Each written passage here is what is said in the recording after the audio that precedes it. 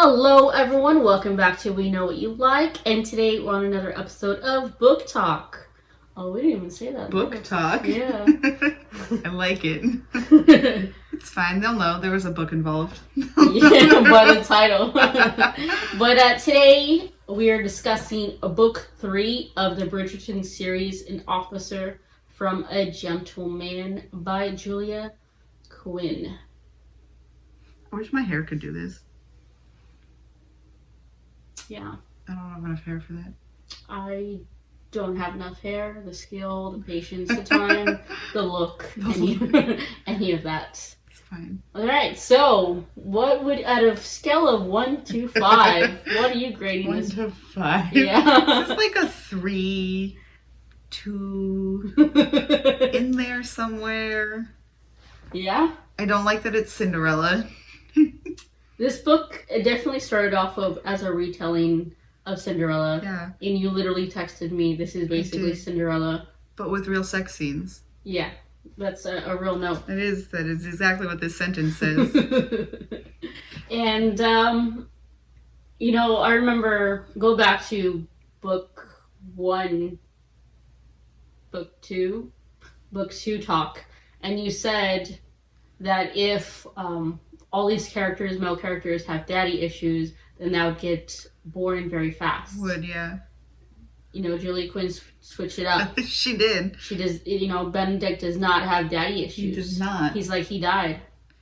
That happened. That's it, let's keep going. But he did, I remember reading that he did, feel it, that something was happening. And sometimes, you have that in the case in real life with, mothers. They say sometimes they just know something happened. Right, yeah. Or twins. Or, I know something's wrong. So there is that, cosmic connection with his dad. I do remember that, yeah. And so, shout out to you, Julia Quinn, for not having him have daddy issues. Because you're right, it would have gotten old very fast.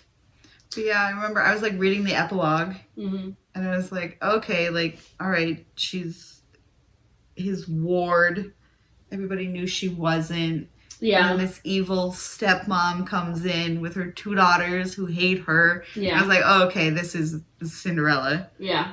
It basically is Cinderella. It up really until, the year, the 3-year gap, it's just Cinderella regurgitated to me. Yeah. But with real sex scenes. I mean, you don't get the sex scenes till later. Yeah. But going back a little bit, how Benedict and Sophie met was at a masquerade party, and it felt like a cosmic connection, instant souls twinkling, love at first sight, oh my god, my soul yearns for you sort of thing. Right, yeah. Do you believe in that? I think it can happen. Yeah. I don't think it's frequent. I don't think it happens for everybody. Yeah. But I think it can. There's not I don't believe that will ever happen to me. It's gonna happen tomorrow, just you wait. Will this person make me happy? They might. You know what? I'll take it. I'll take it. Will they take me out of my living situation? They might. I'll take it. Anywho, but that is a very big part of this. Very much similar to the real Cinderella story, because Prince Charming and Cinderella. Oh, I gotta find her. Except he's really bad at finding her. He's awful at it. Fucking Benedict. It takes him until the bitter end when she just happens to have a blindfold on. Playing a game. For him to figure it out. You didn't, notice, her jawline wasn't, that didn't stand out to you until you couldn't see her eyes anymore? What? Her voice. Although, to be fair, it's been 3 years. It's easy to not remember someone's voice. But, and then he's all in the course of the book, he's like, there's 2 women that I'm in love with, Sophie and the mysterious woman. I have to let the mysterious mystery woman go, and Sophie is my hero now. Oh, Benedict, you big dummy. You big oof. You big doof. Yeah. Doof. And then, shout out to Sophie, though. I did like her. Yeah. I do like her character. You know, prior to leaving the 3-year difference or time jump or whatever, her stepmom was like, "Oh, clean all the shoes," and she's like, "You know what? Fuck you, bitch. I'm gonna steal your shoe clips and peace the fuck out." I'm out of here. She literally did. She did, yeah. And you know what? I was like, yes, Sophie, yes. You leave and clean some houses or whatever the fuck she did. And, but I think we're joking around, but all in all, this book is telling you, like, for like Sophie, she wanted to feel included and loved and be part of a family. And that's where I also felt for her. Yeah. Because it's hard to grow up. Like, yeah, she was brought up with a good education until she was like 6 or 7, but her father still didn't recognize her. There were still a lot of whispers that no one actually acknowledged. Like, even she may have been provided for, but she wasn't cared or loved. Like, she had care and love from the help rather than people that she was blood related to, which her dad.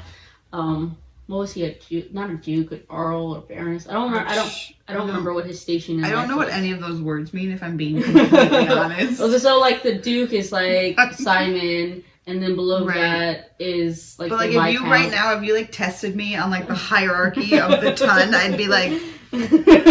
Okay, I think... They're rich. They're rich. I think someone obviously correct me if I'm wrong. So it goes, like, Duke, Viscount... Baron.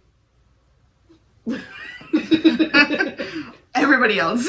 Yeah, someone corrects me though, but from what I can remember, that's in some order. There's probably others. I don't remember. I don't know. They're rich. Oh, they have money. Fair, they don't have to work for their money. To be fair, though, if you gamble and shit jobs. Away, yeah. None of them have jobs. What is this, feudal England? I don't know. Is this set in England? Yeah, right? Yeah. It's in London. Yeah. Yeah. To be fair, though, I know what I'm reading. You could have a title and be broke as shit. You could. It's very true. You know, fucking people be bad, like... Look at the Featheringtons in the show. They have no money. Yeah, fucking dad. fucking men, right? Awful. But going back to this book, 3 years later, she's getting harassed by some drunken, stupid college boys, for the lack of better word. Technically, it was the son of the people she worked for. Yeah. And his friends. Yeah. But, like, to me, it just reminded me of, like, drunken college boys. Yeah, that's kind of what reminded me of. Yeah. And we have Benedict save her, and he's like, piss off. Oh, Do my you want to hero. work? You want to work for my mom? Let's go. They get caught in the rain. He gets sick, and she takes care of him. And then that's when I think some feelings of lust start to emerge. Yeah. Because she obviously knows who he is right away. He doesn't because he's a man. That's a good way to put it. Honestly. I'm making it seem like I didn't like this book. I liked it, not as much as the others, but I did enjoy it. I think I liked her. I don't think I hated it entirely. Well, like, once it got going and it wasn't actually just Cinderella, yeah, I enjoyed parts of it. It just was not my favorite at all. Yeah. So, I remember, another friend of mine is reading this series, just like as on her own, and she had just finished the book 3, and I asked her how she felt about it. And she literally said, I liked it, but I'm glad I'm going to the 4th one. And I sent that to you or something to that effect. And you said mood. Yeah, basically. Yeah. Because I read this in 24 hours. Mm-hmm. And it wasn't like I was driven to figure out when the hell Benedict was going to be like, oh, I know who you are. But, like, the most of it was like, I want to get to Penelope. Because they're the goat. They are. But it was kind of sweet. I don't really like Benedict as a person. Yeah. Kind of a douche. I remember liking him when I read the series a long time ago. Mm-hmm. But as I'm rereading them, I'm like, maybe I didn't like him as much as I thought. This particular portion of his story puts him in a really bad light in certain parts. Like what? Like his temper. Yeah. He got unreasonably angry that Sophie didn't tell him immediately who she was when they met. Yeah. And it's like he has to remember that she has to look out for herself. He's like, be my mistress, be my mistress. And then, like, when they finally have sex, he's like, oh, you're gonna be my mistress now. And she's like, I fucking had sex with you. I'm not, that doesn't mean anything. I didn't agree to anything. Yeah, she's like, my body, my choice. Which progressive AF. She's very progressive. She was, like, throwing shit at him. She was hitting him. Yeah. He was, like, watching him at the lake when he was naked as a free bird. And she was like, you know what? Piss off. Yeah. She's like, I'm not going to bring any bastard children to the world. Once again, Sophie, for me, really made this book great. Or not great, but like, okay, good. Yeah. She made it worth reading. She was great. Is she better than, do you like her better? Like, if you had to rank the females in this, for the only ones who had like their main story so far, who would you rank them? Or how would you rank them? I mean, Penelope's on top, right? Yeah, that's a given. Always. And then, I mean, I think I like Sophie better than Daphne. Mm-hmm. How do you feel about Kate? But I like Kate the most. Mm-hmm. I do. Kate's great. It's not just because we share a name. But, like, when she plays Pall Mall. Yo, she was ruthless. I'm like, that's me when I play games. She was in it to win it. She's like, fuck you, gonna cheat. Don't cross me. I cheated for so many years before my brothers knew how to read cards. And if you're ranking the guys? Colin's, she's just the winner. Benedict's at the bottom. Yeah. And Simon's right above him. So Simon was a little crybaby. So yeah. Simon, Anthony, and yeah. The throwaways. Hey, but once again, Simon had his reasons. Simon had a lot going on. I will give him that. But he was also a little bit of a baby. He definitely lied too. He lied. There's a difference between cannot and will not. He's like, I thought you knew. How the fuck would she know? She didn't even know what sex was. Right. And she's all like, I thought your mother told you. Moms don't tell you shit.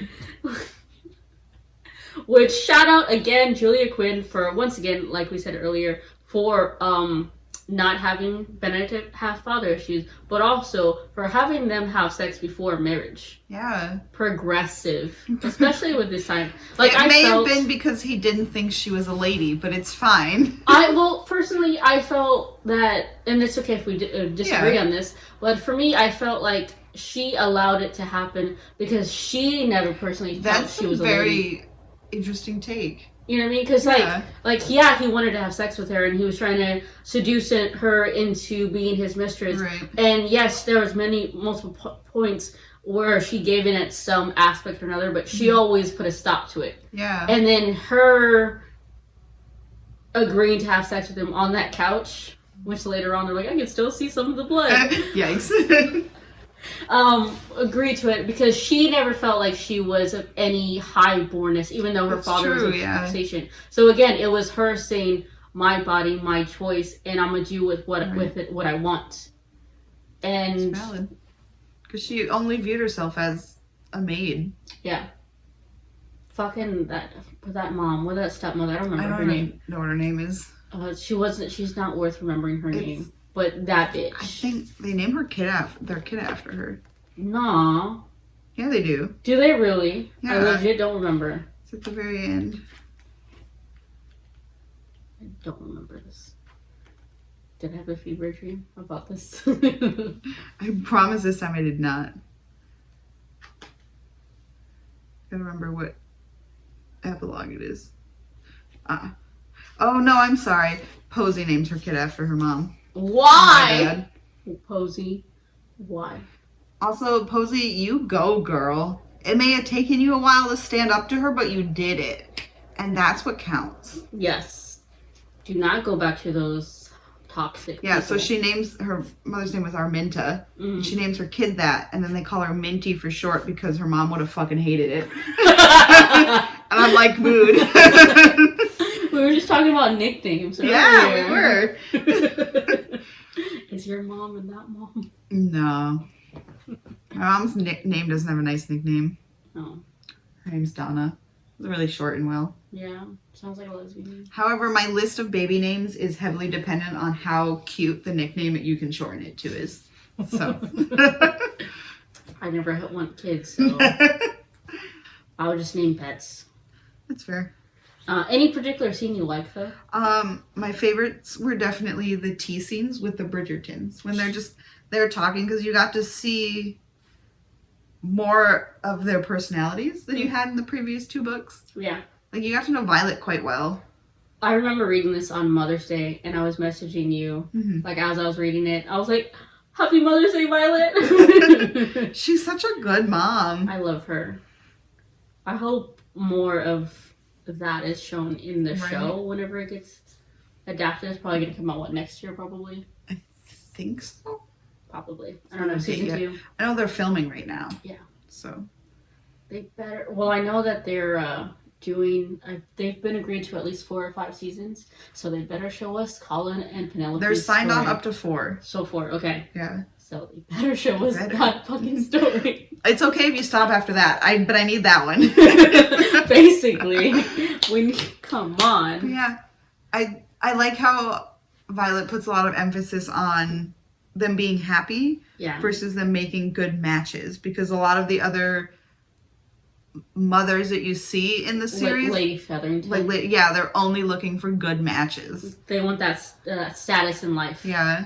Which I get it in some sense, because a lot of times, not always, status comes with money and you rise above the ranks. Right. But with Violet, she's like, I want you to be happy. Right. Like, she tells Benedict, if you want to marry my lady's maid, then Go do it. Go for it. Like, well, I'll support you. Who cares what everyone else thinks? Yep. And that was a really touching moment. Once again, Happy Mother's Day, Violet. Months later, Happy Mother's Day. She's just very fun. Yeah, I like her. And you got to see a little bit more of... You started to see Hyacinth in this. When they were having tea. She's very... They mention it in the 4th book that Colin and Hyacinth are the most alike. Yeah. Like, in terms of personality. She's very... bit of troublemaker. Yeah. And very sassy, which I enjoy. And she plays off of Eloise really nicely. Which is fun to read. I really don't remember Eloise's book, so I'm looking forward to that one. Yeah. Yeah. Whenever that will be. I hope that it will still be good despite the fact that I know the outcome. Because of the second.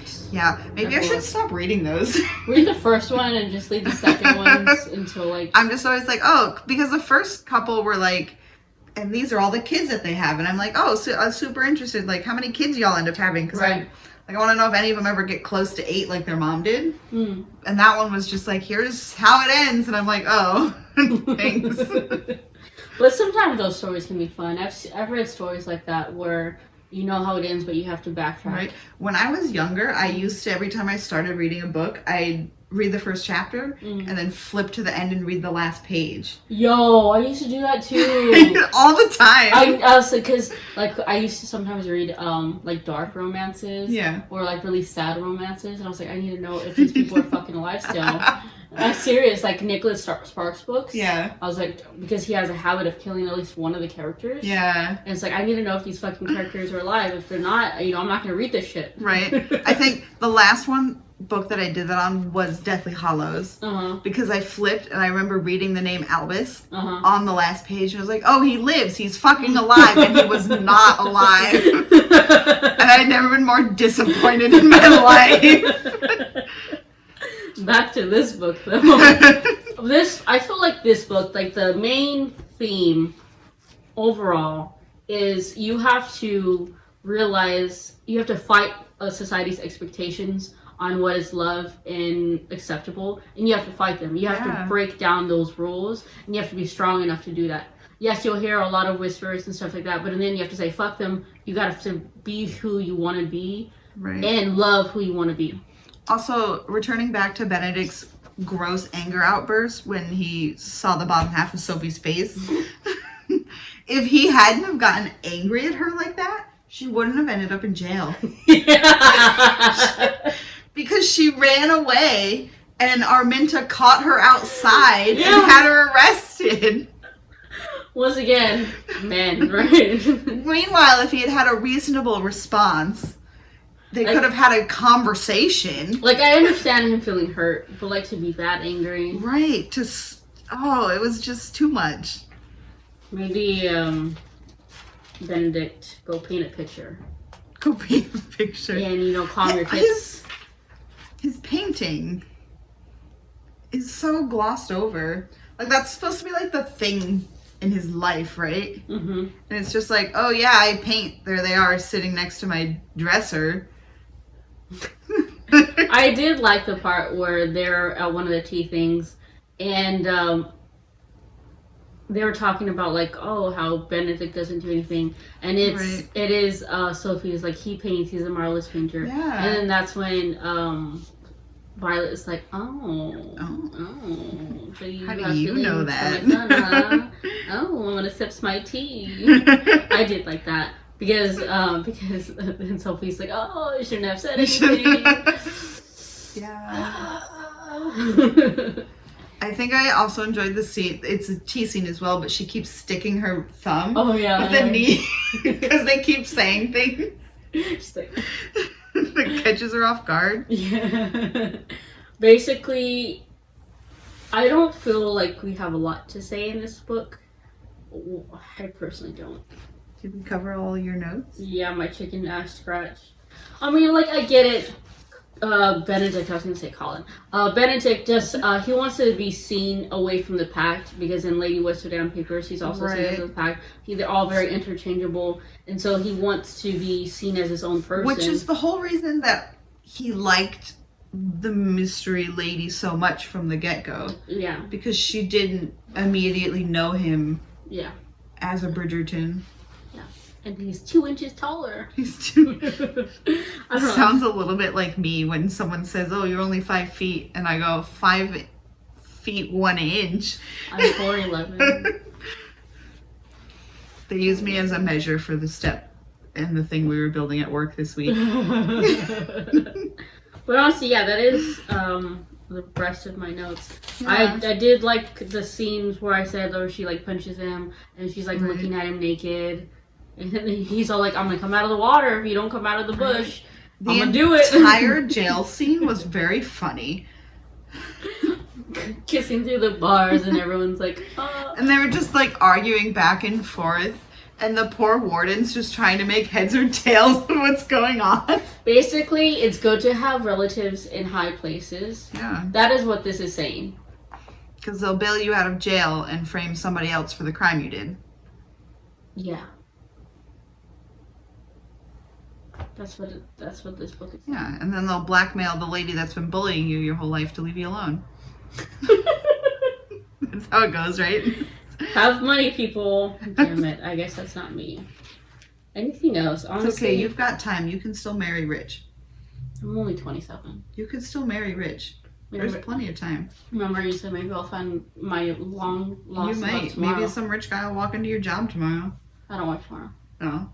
Maybe you'll meet him on the corner of your street. I don't know. Corner of my street? I don't know. I know. That's my second job. Maybe your Uber driver.